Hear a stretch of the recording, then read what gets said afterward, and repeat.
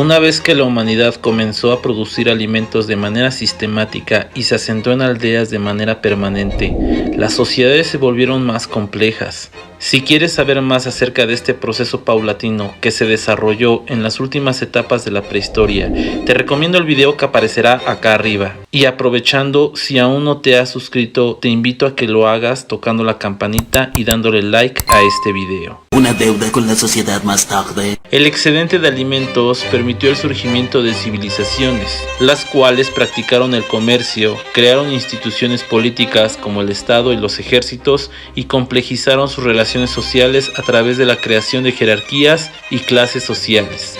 ¡Alto ahí!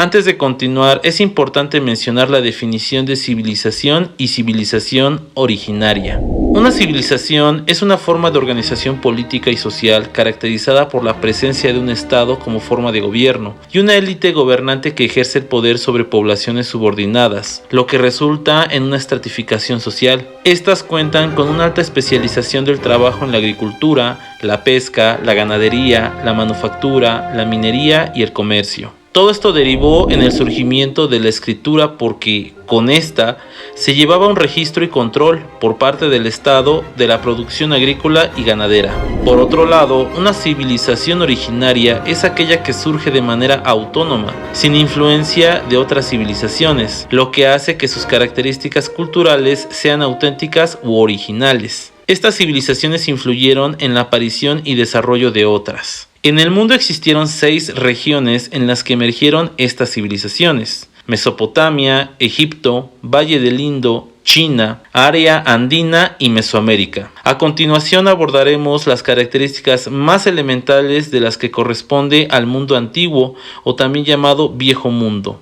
En cuanto al área andina y Mesoamérica, las estudiaremos aparte para su mejor comprensión. Comencemos con la más antigua, Mesopotamia. Se asentó en la región situada en los ríos Tigris y Éufrates, en el actual Irak. Su nombre proviene del griego mesos, que significa medio, y pótamos, río, es decir, lugar entre ríos. Mesopotamia desarrolló las primeras estructuras para sistemas de canalización, riego y transporte del agua por medio de diques para la prevención de inundaciones, esclusas para la regulación del flujo de agua y canales para la distribución. Esto permitió el surgimiento de las primeras ciudades y la expansión de la agricultura, lo que posibilitó la existencia sucesiva de distintas culturas por más de 3000 años. Varios pueblos como los sumerios, acadios, babilonios, asirios y persas ocuparon la región de Mesopotamia a lo largo de la historia debido a que era un territorio muy ambicionado por sus valles fértiles. Los antiguos habitantes tuvieron que aprender a controlar las aguas de los ríos Tigris y Éufrates porque generaban inundaciones periódicas. Sin embargo, cuando las aguas se retiraban, las tierras quedaban llenas de nutrientes, situación propicia para la agricultura.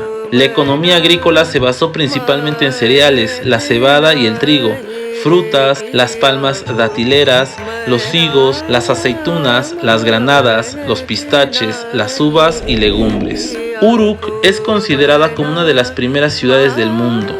La escritura surgió aproximadamente en el año 3500 antes de nuestra era en Mesopotamia, a partir de la necesidad gubernamental de tener un sistema de registro para el control del ganado y los granos.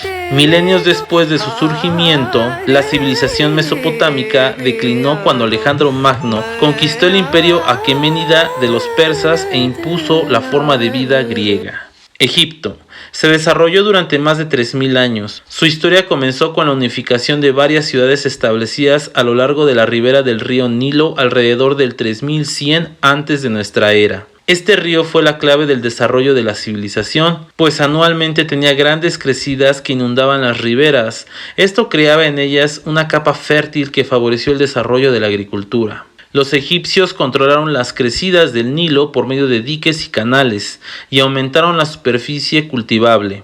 Una obra de infraestructura notable fue la construcción de un canal que conectaba el río Nilo con el Mar Rojo. Se cultivó trigo empleado para elaborar pan y cebada para producir cerveza. Entre las legumbres que los egipcios cultivaron se encuentran las lentejas, las habas, los garbanzos y los chícharos. Entre las hortalizas, lechugas, pepinos, calabazas, cebollas y ajos. Entre las frutas, dátiles, higos, uvas, sandías y melones. La sociedad estaba jerarquizada y estratificada. Su forma de gobierno era una monarquía absoluta dirigida por el faraón, cuyas funciones implicaban ser gobernador, administrador, sumo sacerdote, juez supremo y jefe del ejército. El faraón era considerado un puente entre lo divino y lo humano, por lo que era venerado como un semidios. En la pirámide social debajo de él estaban los sacerdotes, después los escribas, más abajo los soldados, luego los comerciantes y artesanos, después los campesinos y en lo más bajo de la sociedad estaban los esclavos, quienes realizaban las tareas más pesadas. Las pirámides fueron una de las principales construcciones egipcias, las cuales eran monumentos funerarios reservados a los faraones cuyo objetivo fue contener su esencia para toda la eternidad. Los egipcios creían en la vida después de la muerte, por lo que realizaron embalsamamientos y momificaciones para que el cuerpo del difunto se conservara en la otra vida. En la dinastía cuarta se construyeron las populares pirámides de los faraones Keops, Kefren y Miserinos. Finalmente, la historia egipcia estuvo caracterizada por diferentes periodos de decadencia, hambrunas y disputas internas, pero también de prosperidad, esplendor y estabilidad. Valle del Indo. Algunos pastores y agricultores se establecieron en las llanuras de los ríos Indo y Saraswati, en el actual territorio de Pakistán y parte de la India. En el periodo 2700 a 2600 antes de nuestra era, los diversos poblados se transformaron en una cultura unificada, conocida actualmente como civilización del Valle del Indo.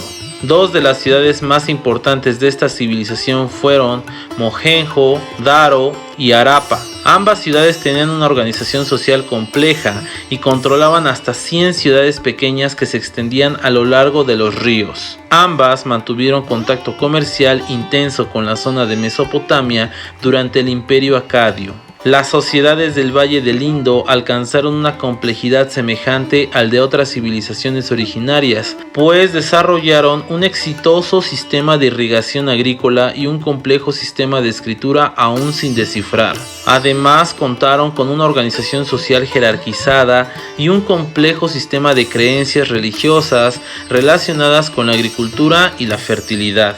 Hacia el 2000 antes de nuestra era, el río Saraswati comenzó a desecarse y un par de siglos después, hacia el 1800 antes de nuestra era, los pueblos del Indo comenzaron a declinar. Cesó el comercio y desaparecieron los elementos que eran el fundamento de su cultura urbana. China.